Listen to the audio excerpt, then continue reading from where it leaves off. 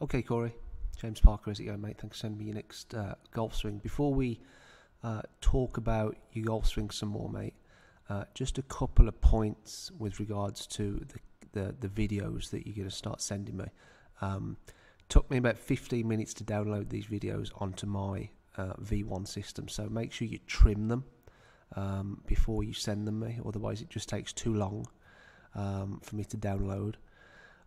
So, you know, you press record, you go and hit the shot, you come back, you press stop. There's a little trim button before you actually send them over to me. Just trim it down. All I need is your golf swing. I just need from there to there and then stop. And then there's a little trim button. You can trim all that so that the whole video just produces that movement. That's all I need to be sent, and then it takes literally 10 seconds to download onto my system.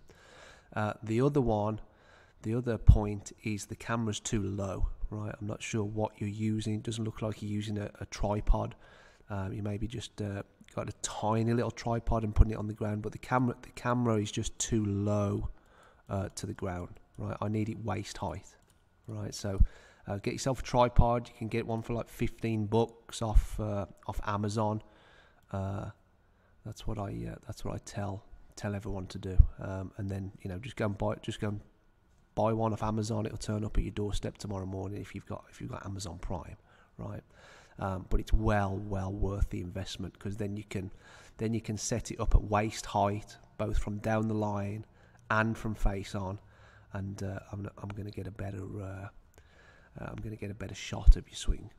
Right, mate. So let's talk about what's going on. So, right, you went and bought the Stack and Tilt DVDs. You're really into it. I get it. I'm into it as well. Right, makes a lot of sense to someone that teaches the game. But what we talk about has to relate to your ball flight, right? It has to. It's not just like, oh, let's go and learn this model because it's a good system to use. It has to relate to your ball flight. Otherwise, I'm not teaching you anything individually, right? So what I'm still seeing in your swing is there's a little bit of a shift off the ball. We know that, right? You're into your right leg. You're into your right foot. The weight's over your right side too much at the top. The pressure's too much over your right side, and then you start transferring your weight and start transferring your pressure, right? And you can see this from this angle. If you watch your right foot, your trail foot, right, it's still on the ground, still on the ground, still on the ground, still on the ground, still on the ground. It only really starts coming off the ground once you've hit the ball, right? We need it to start coming off the ground around here, right? P5, you can still have it off the ground, still have it on the ground, but certainly after P5 down into P6, the patterns of the pros are you start seeing the heel start coming off the ground a little bit at P6, definitely off the ground at P7, right? Yours is just starting to come off the ground, sort of P7 and then through to P8. I want your heel looking like that at P7, at impact. All right, so that's a good way to think about it. Because by keeping your right foot on the ground, you're also going to struggle with low point control, right? Having too much pressure over on this right foot, you're going to have a tendency to hit some clean shots, hit some fat shots and thin shots, right? Because the low point is too far back on the circle, right? We need the low point being over here a little bit, right? Past the ball, not on the ball, right? So that's the first thing. That's I want to address that with regards to your low point control, right? And then the pattern that you're always gonna struggle with is the pulls and the hooks, right? And it's basically because the club face is turning over too much through impact, right? And I want you to look at that position particularly, right? And I'll do this in green, where your arms here and the clubs here, right? So you've really kind of whipped it through, right? The club, you've really whipped your hands through there, right? Really flipped the club head, right? The right arm's too straight. We want the right arm over here, and we want the club here. Okay, so it's basically we need your hands moving more inward, right? Your hands at that point are too straight. We need your hands kind of moving behind your body a little bit more post impact, so that your arm is closer to your body that way, right? But you're only going to be able to do that when you open your turns enough, right? So we spoke about this last time, where as you come down to P6 in particular, right, still seeing a lot of your shoulders, right? Your shoulders are still pointing off to the right, so your body, your upper body is still too closed at that point, right? And the pattern that you see with most players in that position is because your body isn't opening up enough, right? So you can see there through impact, your shoulders are here, hips are here, right? They're just not turned out the way enough, right? So you haven't turned your body out the way enough, and then, you know, the hands flip over, the club face flips over, right? You start to see and you can really see that there, how much the club face has flipped over there, and you can see how your hands are starting to come out through your shoulder instead of below your shoulder, right? We want the club coming out a lot lower than that. So we need to increase our turns. We need to open our turns more. We need to turn harder, and then you'll be able to get your hands moving left more post impact, right? So, you know, the drill for that is, and again, you know, they speak about this in the stack and tilt stuff. I'm not sure if they talk about it in the videos, but definitely in the book. It's the T-peg drill, right? Just get a T-peg under your right arm. And the idea is to swing without the T-peg falling out. I would argue that because your arm's here, if you had a T-peg underneath your right armpit, at that point it would fall out, right? Because your arm isn't connected to your torso, or your upper arm isn't connected to your torso, right? So that's it. That's what we're going to be working on hard for the next few weeks. Definitely is we need to get you in a position here, right? And I'll give you an example. I'll pull up a stack and tilt guy, Charlie Wee. He's one of their most famous guys that they worked with, right? But you can see sort of down into P6 here, right, how his shoulders are back to square, his hips are already starting to open up, and then through impact, right, shoulders are out the way, hips are out the way. Right, now, here's the big thing, right? T-peg underneath his right armpit. Watch where his hands start going. Right, because he's turned out the way more, right, watch where his hands start going. If you've turned your body out the way more, you can get your hands moving left more. And what we want to try and see post-impact is your right arm going here. So we'll put a circle where his hands are. Right, we'll put another line where his club is and club face, right? And then we'll do some lines where yours are. So your arm's there, your hands are there, and the club head, the club is back behind you there. So that's what I mean by flipping, right? That's what I mean by it flipping. But you can only do that, what Charlie Wee's doing there, if you're turning out the way, right? You've got to turn out the way harder, and we need our hands moving left more, right? We need our hands moving left more. So how do you practice that? Well, the way I would do it to start with, and then work my way up, is by practicing a static position. Right, so I would practice impact in a static position there, right? I would make sure my hips are out the way. I would make sure my shoulders are out the way. And then I would practice moving from there, from P7 to P8, where my right arm's parallel with the ground, right? We want the hands, right? If we put a circle round where the hands are, we want our hands moving inward from this position, right? You see how his hands are moving inward. This way, this way, this way, right? And I would just practice static position, just to give your brain some feedback, right? To teach your brain some stuff, right? Do it slow motion to start with. Set impact position, hips and shoulders turned out the way, and then carry on turning them hard, right? With the hands moving inward, right? Because you haven't turned your body, your hands are just going to keep going straight. There, you see that? See your hands going straight. So we need our hands moving inward more, turning around the corner, but you're not going to be able to do that unless you get used to turning your body, right? We need to get used to turning our body harder, right?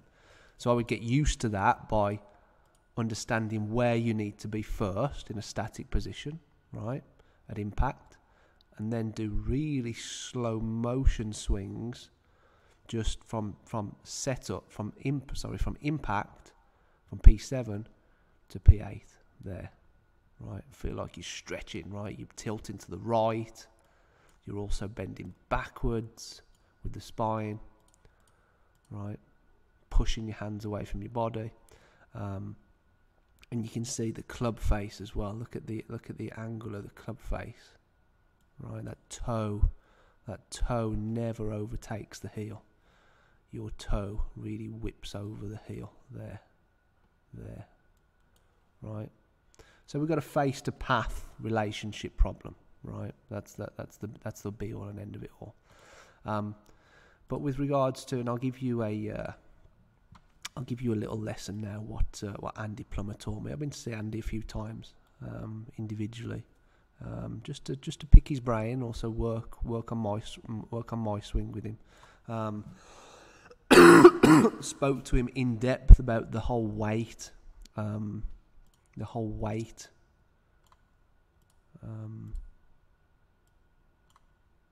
topic, right? Weight distribution, where you should move your weight, at what point in the swing. But I also quizzed him on the pressure, right? The pressure under our feet. And he said, even though we want to keep the weight forward, right, which you're doing a better job there, right? It's better than before, but you can see that left pocket, that left hip is still moving away from the green line a little bit, right?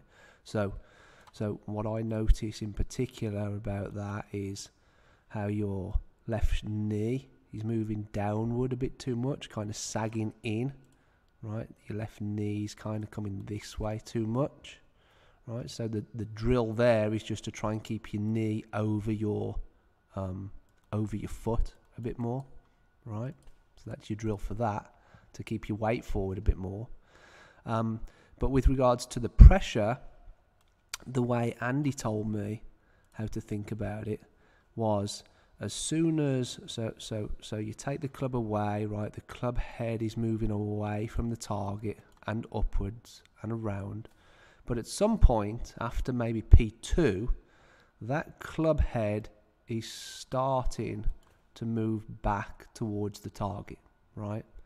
As soon as the club head is starting to move back towards the target, right, you want to then start to feel as though the pressure is starting to move back up underneath your lead foot, right?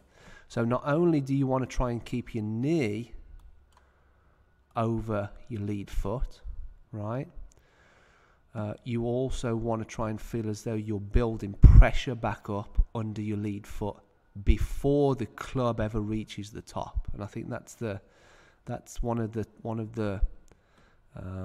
not a secret, but it's something that I think people get mixed up with regard to the weight topic and the pressure topic, right? The weight has to stay forward. It's as simple as that, right? We never want to sway away from the target.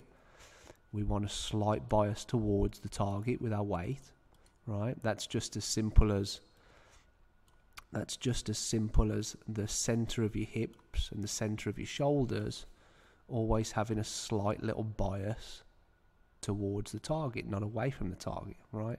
Because your left leg is kind of caving in and that left knee's moving in a little bit, you're shifting away from the target a little bit, right? So if you keep that knee over your ankle a bit more, it's going to flex, right? I want your left knee to flex downwards.